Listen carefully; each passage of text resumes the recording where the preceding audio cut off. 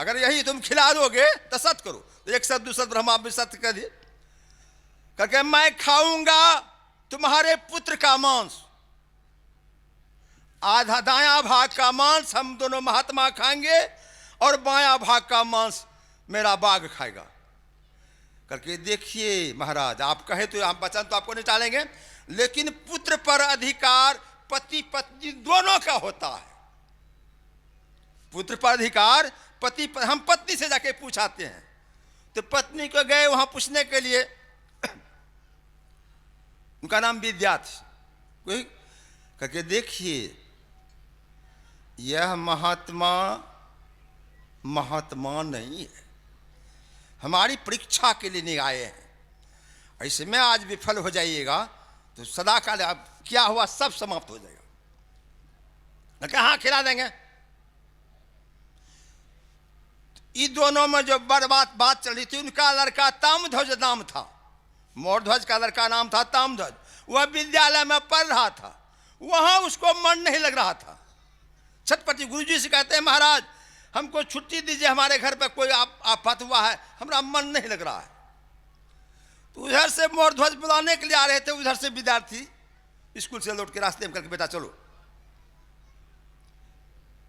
आए महात्मा जी जब दरवाजे पाए करके मेरा बेटा आ गया करके पति पत्नी मिल करके आड़ी से चीरो, दाया भाग का मांस बाघ खाएगा, अति महात्मा खाएगा, बाया भाग का मांस।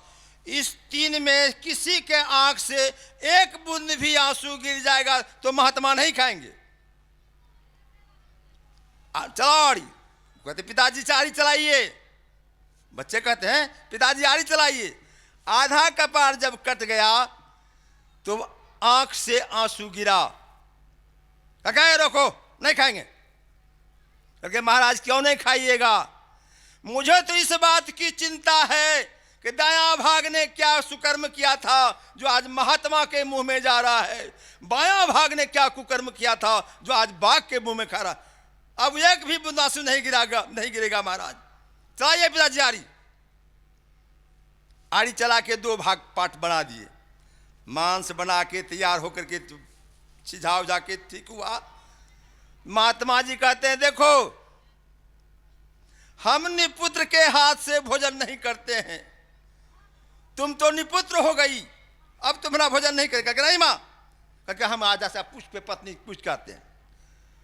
पत्नी से पूछने के लिए गई तो कहता है बाबा की निपुत्र क्या गए, रुकिए चले हम चलते हैं कि महाराज मैं पुत्रहीन नहीं हूं, मैं 3 महीने का मां बनने वाली हूं।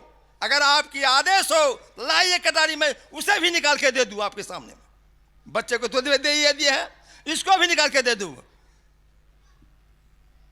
क्या ठीक है बनाओ। परसों थाली में खाना। 3 गो तो 2 गो महात्मा एगो बाघ था, 6 थाली में परसों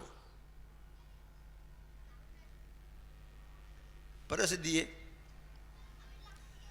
अब जिस कहा कि तुम अपने बेटा को बुलाओ खाने के लिए, क्योंकि मेरा बेटा तो महाराज आपके थाली में विराजमान है, कैसे बुलावे उसको। क्योंकि हाँ हाँ बुलाओ। तो अब जिस माता पिता ने अपने बेटे को कुट्टी काट के मांस बनाए, अब उस बच्चे को बुलाने के लिए कि उसका आत्मा कैसे कल्पित होगा। कहा नहीं नहीं नहीं तामध्वज बोलो, तामध्वज को जाओ या